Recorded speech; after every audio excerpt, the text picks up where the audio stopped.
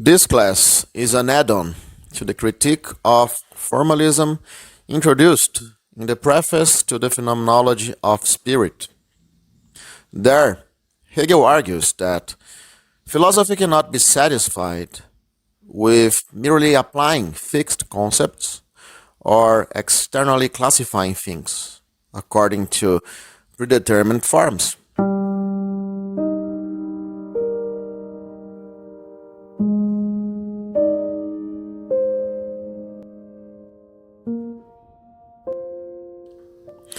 This point deserves to be developed because it reveals one of the most important differences between Hegel's conception of logic and what is usually understood as formal logic. Formal thought is satisfied once it can distinguish A from B. Once that distinction is established, logic investigates what follows from it.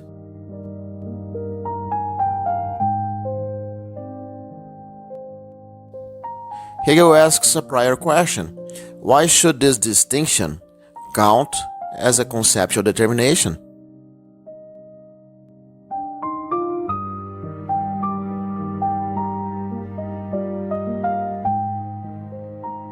Notice that Hegel is doing two movements at once.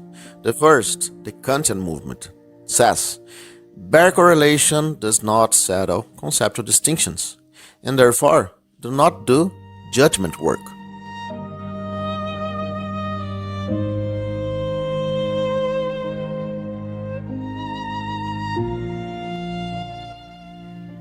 The second goes beyond Kant and says, but even conceptual distinctions can make judgment work that are alien to us, to our history, to our whole web of beliefs.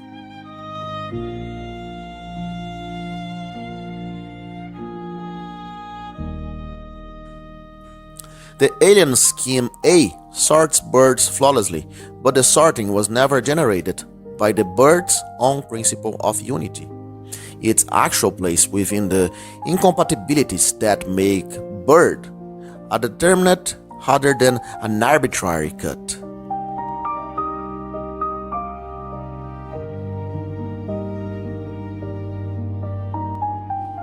Hegel would say scheme A is external to its object in exactly the sense that matters. It can close on the extension without ever touching the concept's own self-articulation.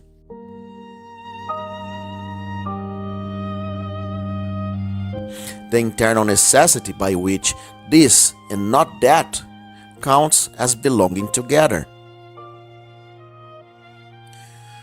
Kant showed that agreement in number or inductive correlation between two conceptual schemes proves nothing about whether they share a schema in the relevant sense, whether they produced equivalent judgments, or whether the judgment is answerable to the same neighborhood of incompatibilities. Kant was right against Hume. Bare correlations do not settle a judgment unless we can specify the conceptual neighborhood inside which it holds. But Hegel goes further and says even that is not enough. One can learn to judge from within a conceptual scheme that is itself alien to the concept's own inner essence, its own Bildung, the formation of the concept, its developmental self-unfolding. A scheme that is coherent, even correctly calibrated, and still external to what it judges.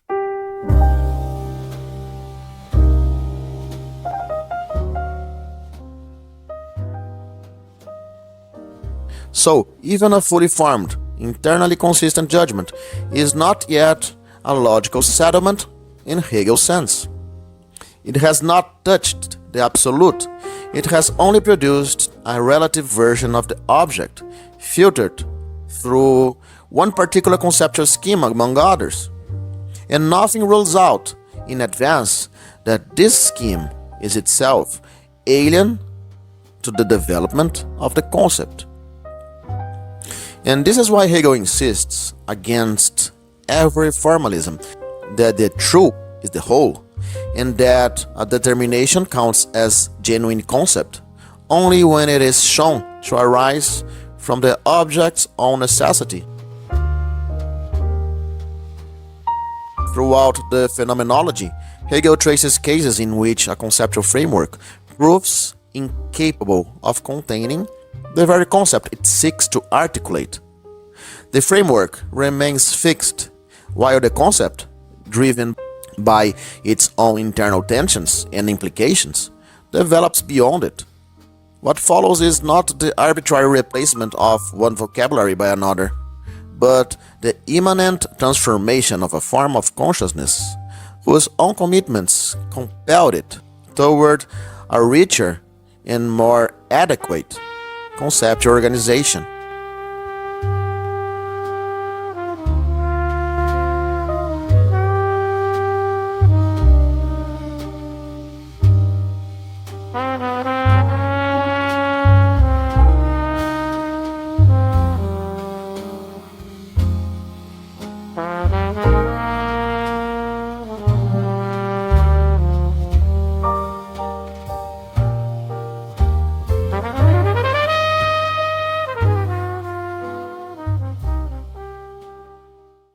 Before Hegel builds anything, he has to clear the ground. And the biggest obstacle isn't a rival philosopher. It's an assumption so natural, nobody thinks to question it. Here's the assumption. Before you go looking for truth in the world, you should first turn inward and check your equipment. Test the instrument before you use it. Make sure the mind is fit for the job before you trust what it tells you. Sounds responsible, right? Locke said it. Descartes says some version of it too. And Hegel's real target, the one he's circling the whole time, is Kant. Because Kant built an entire critical philosophy on exactly this move. Examine the faculty of reason first. Find its limits. Then, and only then, get to work.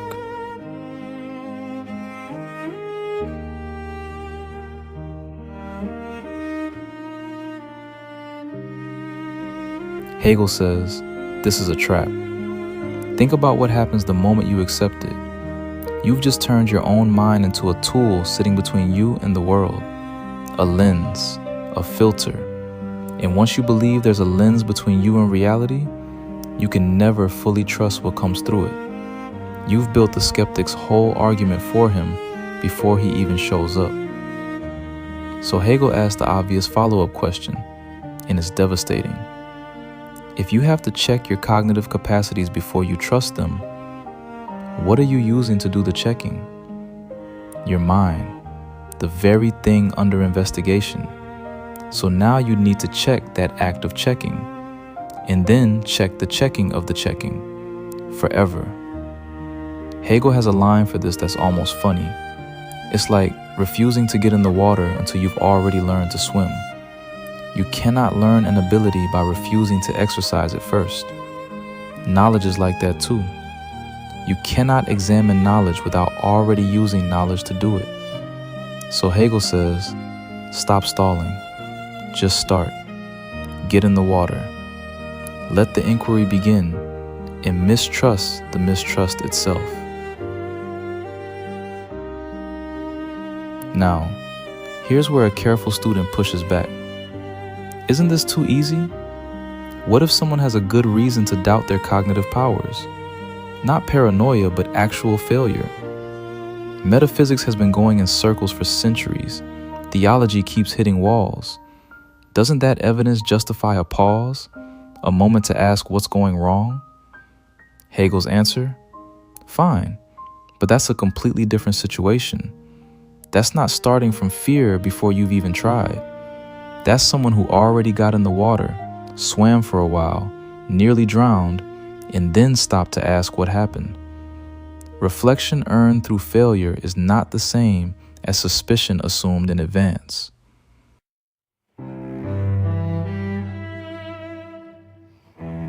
So what's left once the check the instrument first move is refused? You might think Hegel is now free to just assert his own view of the world and call it done. He isn't. That would be just as dogmatic as the view he rejected. Instead, he sets a much harder task for himself. Don't assume anything about the world going in.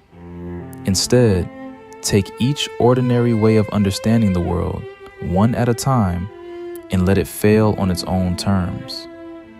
Let each viewpoint show us its own internal contradiction without us importing outside standards to judge it. This is what becomes Hegel's method of immanent critique. Consciousness is not judged from outside. It judges itself against its own standard and finds itself wanting, over and over. Hegel even says it plainly. Since consciousness is examining itself, all we have to do is watch. That's why the phenomenology is described as a path of despair. Not because Hegel enjoys watching things collapse, but because every step forward has to be earned through a genuine internal breakdown, not handed down as an external correction. And notice something crucial before we close. Consciousness experiences all of this happening to it, as if the world simply revealed something new. But we, watching from outside, can see what consciousness cannot yet see about itself. That its own thinking is what shifted, not the world. That gap between what consciousness feels is happening and what's actually happening behind its back, that's the entire engine of the book. Next class, we follow consciousness into its very first, most confident claim to knowledge, sense certainty, and watch it collapse in real time.